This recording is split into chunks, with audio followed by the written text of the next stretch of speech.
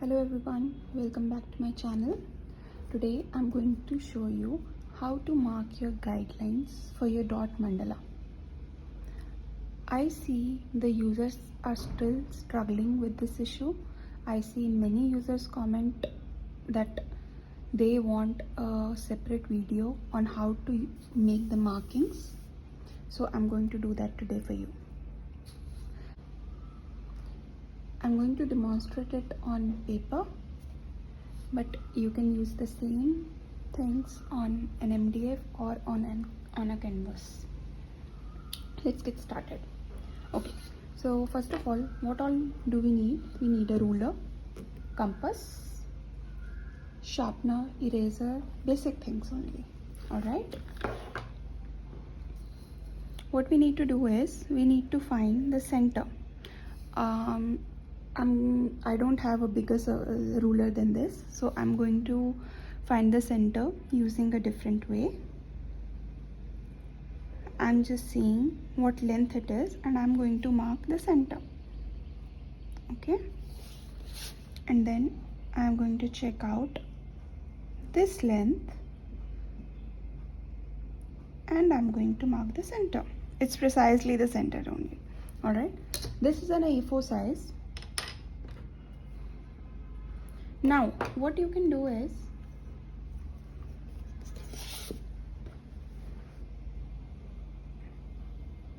on one side of it you can make a line, okay, and have the markings based on your requirement. So what I usually prefer is I always mark ½ centimeter separation, even though I might not need it as such, but they help me in the precise designs.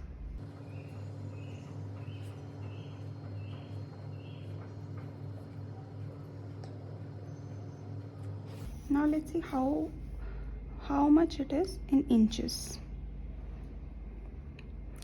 This comes 4 inches, so this one would be suitable for an 8-inch diameter, that mandala. All right, I hope you can see what I'm trying to do. I think now it's more visible, right? So these are ½ centimeter apart markings. Okay, now what we are going to do is we are simply going to start drawing circles.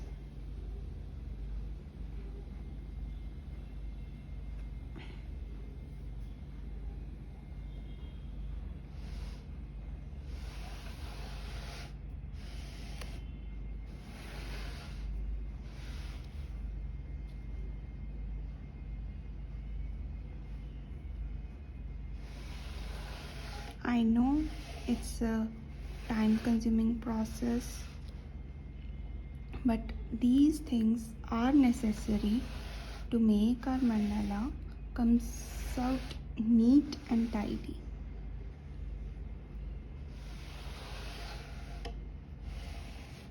Maybe later when we have enough practice we can eyeball it, but for a beginner these things are very much necessary.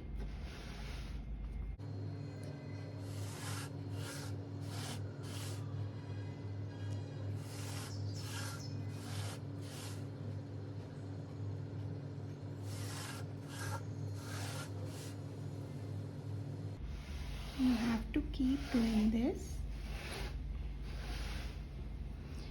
Usually what I do is whenever I get a new set of MDFs, I'll prime them and I'll put these markings and I'll keep them. I'll do 4 to 5 at a stretch. Same goes for paper. If I'm doing it on paper, on my sketchbook, I do the same.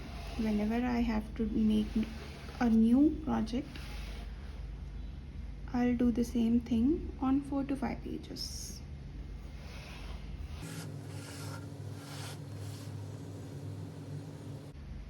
even if all of your designs are going to be different, later on you can always erase the markings based on your needs.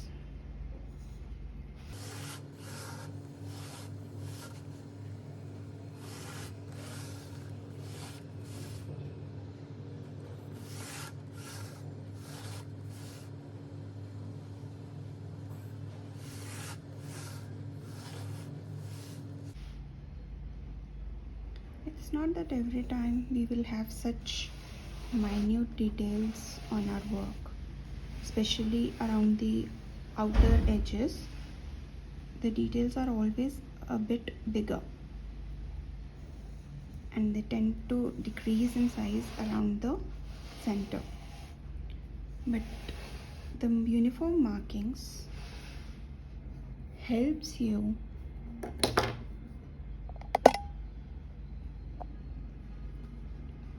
to measure precisely where you're going to land your dots. Now the circles are done. The next part is the angle markings. Okay, so now for angle markings you can use a 180-degree protractor or a 360-degree protractor.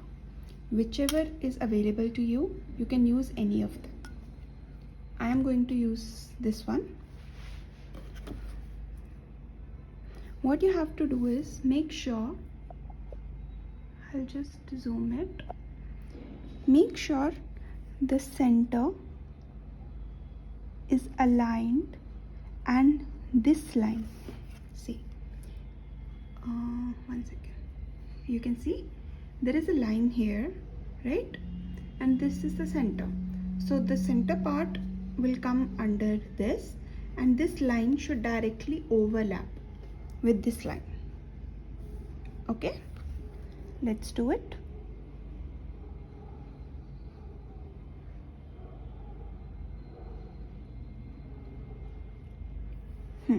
Now it's done. So what I'm going to do is again the same concept. You might not need all the angles, but for the basic purpose, for your guideline purpose, you can go as low as 10 degrees.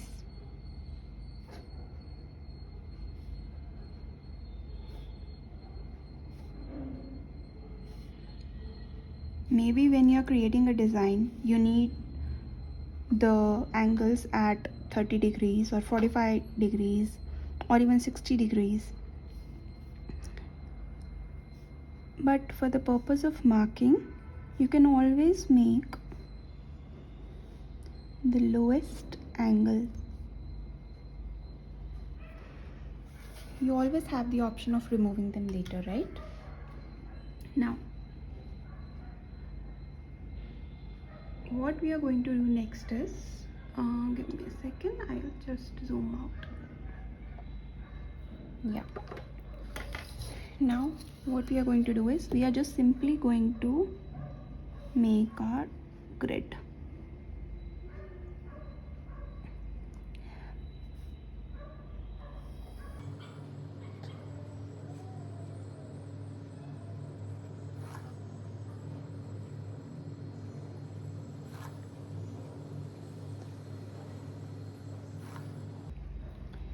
I know it is a time consuming process. You know what I do? I do this work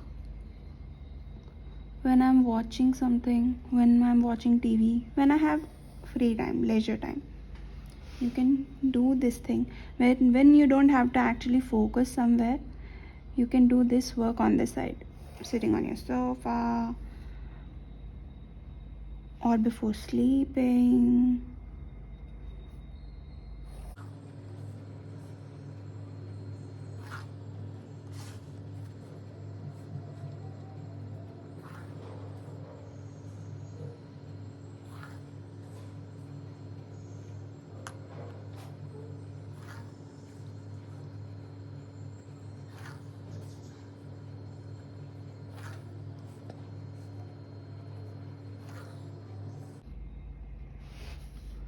And we are almost done.